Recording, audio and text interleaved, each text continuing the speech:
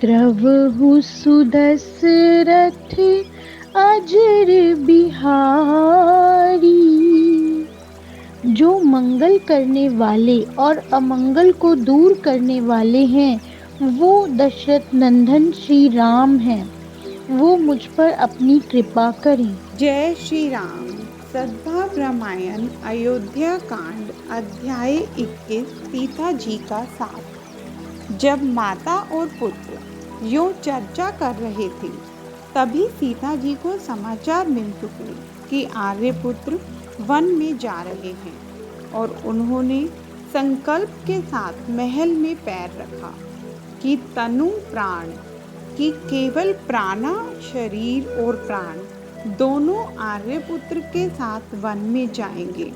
और कदाचित आर्यपुत्र यूं कहेंगे कि सीता तुम्हें घर पर रहना है, तो शरीर यहाँ रहेगा, प्राण उनके साथ जाएंगे। इसके सिवा तीसरा विकल्प मेरे पास नहीं है। ऐसे संकल्प के साथ सीता जी ने भवन में प्रवेश किया। माँ को वंदन कर आर्यपुत्र से थोड़ी दूर खड़ी रही।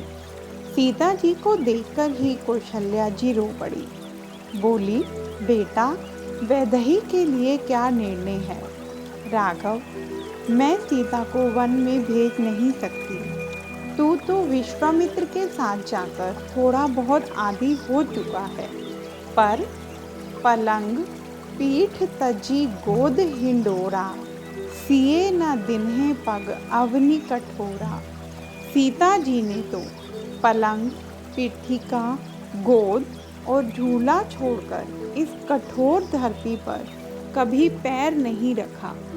मैंने उसको इतनी देखभाल की है कि दिए की बाती को ठीक करने जितना भी परिश्रम उसे नहीं दिया।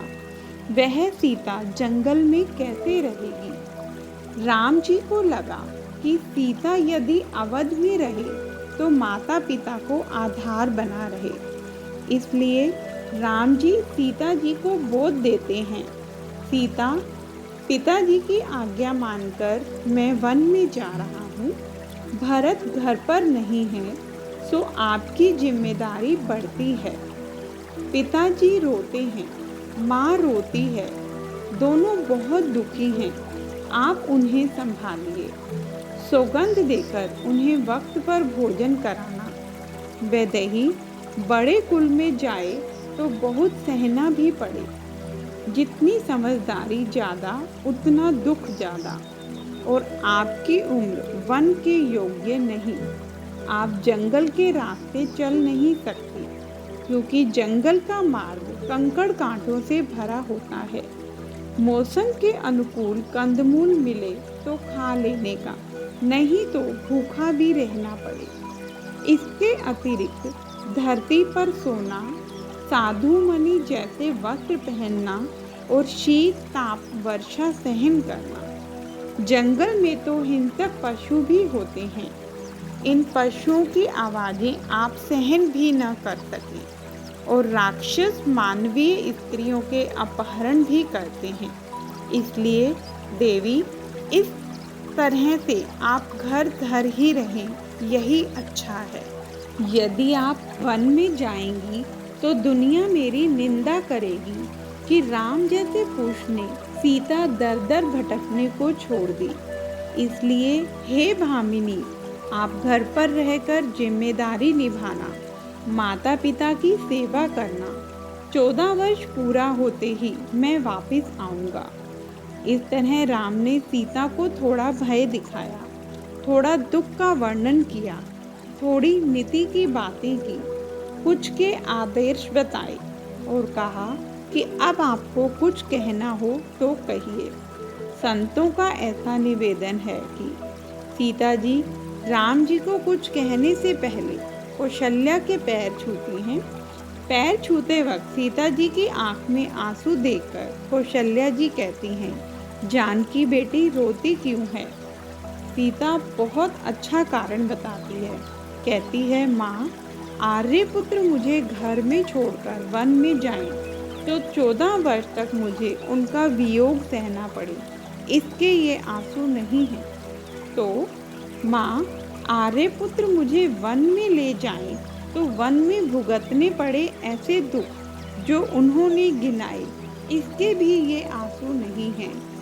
तो बेटी, माँ अच्छा लगे इसलिए नहीं कहती, रघुवंशी की पुत्र वधू हूँ।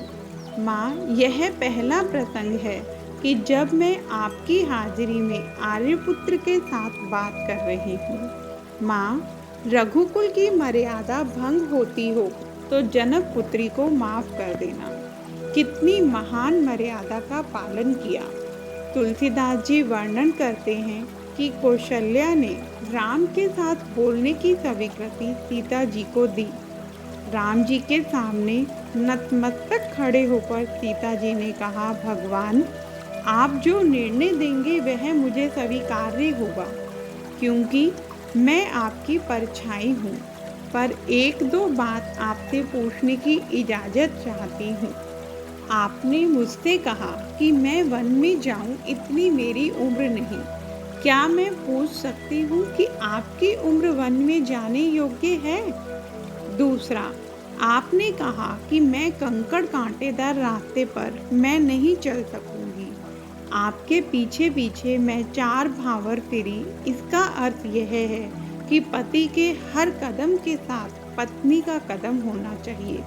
सुख में साथ रहूं, दुख में साथ न निभाऊं तो क्या लोग जनक पुत्री की निंदा नहीं करेंगे महाराज?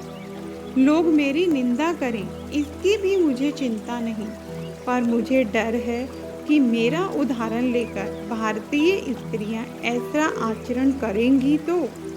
आपने ऐसा कहा कि पैर में कंकड़ कांटे चुभेंगे। महाराज, आपके पीछे पीछे जो चले उसे कभी कंकड़ कांटे चुभ सकते हैं?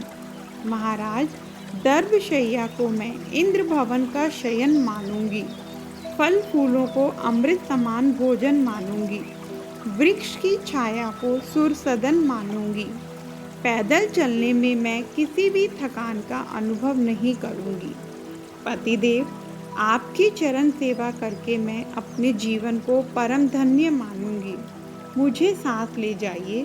मैं वचन देती हूँ कि किसी भी दिन अयोध्या या मिथिला के सुख को याद नहीं करूँगी, वन के दुखों की शिकायत नहीं करूँगी। पर फिर भी आप मुझे घर पर ही रहने के लिए कहेंगे, मैं घर पर ही रहूँगी, और तो मैं क्या कहूँ। पर एक बात कहूँ महाराज, आपके विरह में वैदेही 14 वर्ष तक जीवित रहेगी, ऐसा आपका भरोसा हो तो ही मुझे अवध में रखना। मैं नहीं जी सकूंगी, मुझे साथ ले जाइए। बोलते बोलते सीता रो पड़ी। राम जी को लगा, मेरी अपेक्षा मेरे माता पिता को सीता अधिक प्रिय है। कदाचित सीता ऐसे वियोग में प्राण छोड़ दे तो मेरे माता पिता जीवित नहीं रहेंगे। इसलिए बेहतर है कि सीता मेरे साथ चले। उन्होंने सीता से कहा, वैदेही, जल्दी मेरे साथ चलने की तैयारी करो। सीता को सूचना मिल गई। कौशल्या रो पड़ी, उनकी दुनिया लूट गई। राम ही केवल प्रेम प्यारा, जानी लेऊ जो जननी हारा। जय श्री राम।